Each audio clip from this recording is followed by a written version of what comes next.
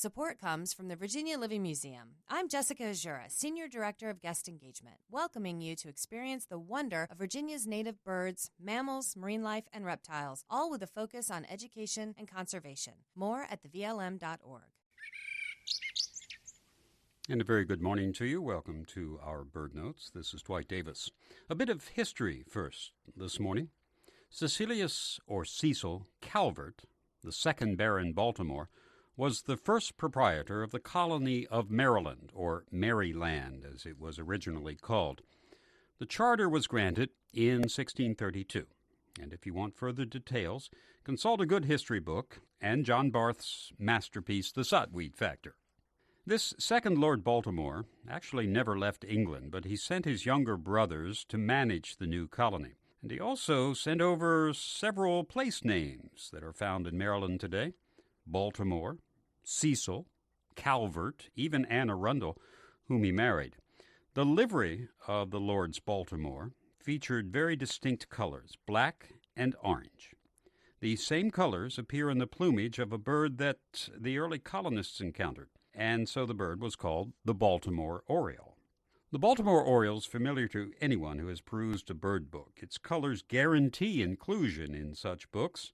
The male is a striking pattern of orange and black with white on the wings. As to the names of this bird, well, it gets a bit confusing. Our orioles, first of all, are not related to the brightly colored Old World orioles.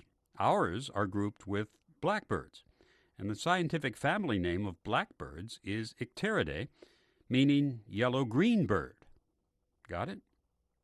The Baltimore Oriole nests just north and west of our corner of Virginia, though there are some about in breeding season, and they do pass through in migration. The nest of this bird is a marvel of construction. It is a woven, swinging pouch suspended from the drooping branches of hardwood trees, safe from predation. The Baltimore Oriole used to favor elms in which to build these nests before the Dutch elm disease destroyed most of the elms in the east. That poet of childhood, Eugene Field, wrote a poem about the Baltimore Oriole and its nest. The title is The Fire Hangbird's Nest, and the opening lines run as follows. As I am sitting in the sun upon the porch today, I look with wonder at the elm that stands across the way. I say and mean with wonder, for now it seems to me that elm is not as tall as years ago it used to be. The old fire hangbirds built her nests therein for many springs. High up amid the sportive winds the curious cradle swings, but not so high as when a little boy I did my best to scale that elm and carry off the old fire hangbird's nest. Well, neither that little boy nor his friends ever reached the nest. Field closes his poem, and of those recollections of their youth, I'm sure the best would be of how they sought in vain the old fire hangbird's nest. This fire hangbird has another name besides Baltimore Oriole, by the way.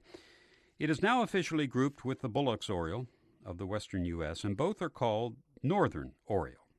Official, yes, but I suspect the name Baltimore Oriole will stick around for a while, what with its historical connotations.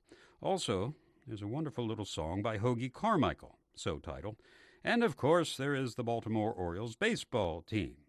Those names will make it difficult, at least for me, to think of this very handsome bird as just the Northern Oriole.